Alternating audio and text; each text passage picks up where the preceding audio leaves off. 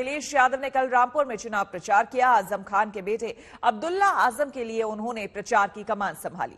इस मौके पर समर्थकों की भारी भीड़ दिखी। पहले चरण का चुनाव खत्म हो गया, क्या है आपका आकलन समाजवादी पार्टी और गठबंधन? देखिए, पहले चरण में ही जनता ने भारतीय जनता पार्टी को सबक सिखा दिया है और जो हवा चल रही है उसमें भारतीय जनता पार्टी का सफाया होना निश्चित है। भारतीय जनता पार्टी का पहले चरण से ही सफाया होना शुरू हुआ है, सेकंड चरण में और ज्यादा सफाया होगा और लगातार इसी तरीके से उत्तर प्रदेश से भारतीय जनता पार्टी का सफाया होना निश्चित है।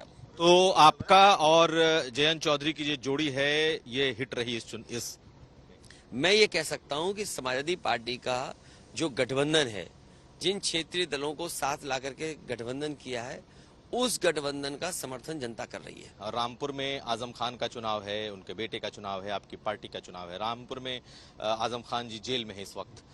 आदरणीय आजम खान साहब और अब्दुल्ला काफी दिन जेल में रहे।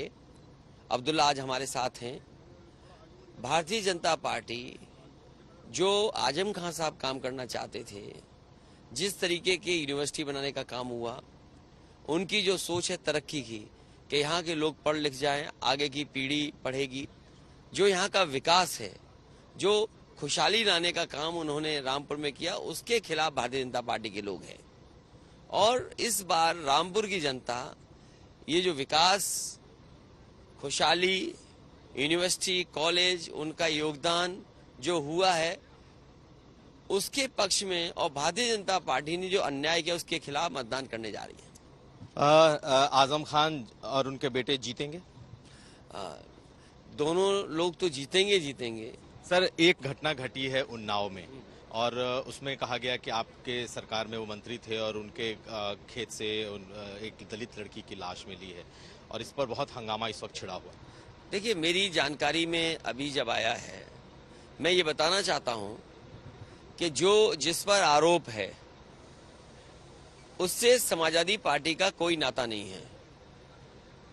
पुलिस प्रशासन कड़ी से कड़ी कार्रवाई करे और जहां तक जो समाजवादी पार्टी में, वो 4 साल पहले मर चुके हैं।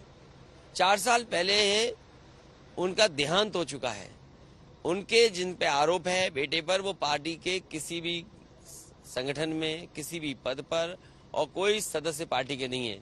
मैं तो ये कहूंगा कि पुलिस आखिरकार क्यों इंतजार कर रही थी?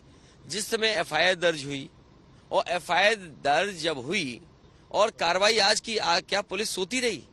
आखिर उत्तर प्रदेश की पुलिस कानून व्यवस्था को बेहतर करेगी कि नहीं करेगी? एफआईआर दर्ज होने के कितने दिनों बाद कार्रवाई हो रही है, ये जिम्मेदारी किसकी थी? सर, एक सवाल और कल जिस तरीके से जयंत चौधरी जी ने कहा, पता है कि बीजेपी हार रही है। मैंने इंटरव्यू देखा है आपका, और जिसमें आप इंटरव्यू ले रहे थे, किसानों ने इस बार भारतीय जनता पार्टी को हटा दिया। चलिए, एक सवाल का जवाब दे दीजिए। और आपके चाचा शिवपाल जी भी चुनाव मैदान में हैं और ये कहा जा रहा है कि आपने सिर्फ एक सीट दी और उनके लोगों को सीटें ये समय इस बात का चर्चा का नहीं है कि कौन कितना सीट पाया है। और समाजवादी पार्टी ने कोशिश की है कि उनको प्रत्याशी बनाएं जिनको जीत हासिल हो सके, और इस बार बड़े पैमाने पे जीत होने जा रही है। एक आखिरी सवाल, हिजाब कंट्रोवर्सी आप देख रहे हैं देश में, कर्नाटक का निकल करके इस वक्त सामने आया है, इसको किस तरीके से आप देखते हैं? क्योंकि ये मामला कोर्ट में भी हमारे लिए चिंता की विषय आज ये है कि रामपुर का विकास रुक गया। रामपुर में इतनी ऐतिहासिक यूनिवर्सिटी बनी, उसका काम रोक दिया। जो आदरणीय आजम खान साहब की तरक्की की सोच थी, उसके सोच के खिलाफ ये काम कर रहे हैं।